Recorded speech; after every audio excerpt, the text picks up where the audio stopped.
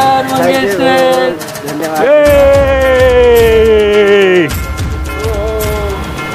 हा आहे विजयाचा गुलाल, जो त्याला मिळाला MPSC मधून पोस्ट काढल्यामुळे. कारण कष्टाचं रूपांतर आता झालंय सरकारी नोकरीमध्ये, मग जल्लोष तर होणारच. परंतु हा आनंद, हे सेलिब्रेशन त्यांच्यासाठी ज्यांनी पोस्ट काढलेली आहे, जे पास झालेले आहेत.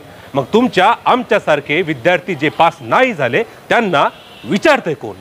गावाखेड्यातून स्पर्धा परीक्षांची तयारी करण्यासाठी खिशामध्ये 4 पैसे आणि डोळ्यांमध्ये अधिकारी व्हायचं स्वप्न घेऊन आम्ही पुण्यामध्ये आलो. रूम भाडं कमी यावं, त्याच्यात 4 पैसे वाचावेत म्हणून 10 बाय 10च्या खोलीमध्ये 5-5 जण राहिलो. आईच्या हातचं ऑथेंटिक जेवण सोडून आम्ही डब्याचं पातळ वरण खाल्लं आणि एक डब्बा दोघांमध्ये, कारण चांगली नव्हती आमच्या घरची इकॉनॉमी. अभ्यास हेच ध्येय डोळ्यासमोर ठेवून दिवसाचे 12-12 तास अभ्यासिकेत घालवले. दिवाळी, दसरा या सणांना गावाला जाऊन फराळ खाण्यापेक्षा आम्ही टेस्ट सिरीज सोडवण्याला प्राधान्य दिलं, कारण ते आमच्यासाठी जास्त महत्वाचं आणि ऑथेंटिक होतं.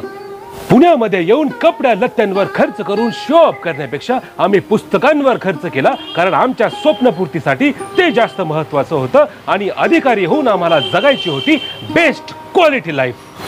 पण एवढं करूनही आमच्या मेहनतीला यश का येत नाही? 1, 2, 3 मार्कांनी प्रत्येक वेळी आमची पोस्ट का जाते? नशीब साथ देत नाही की अभ्यास कमी पडतो?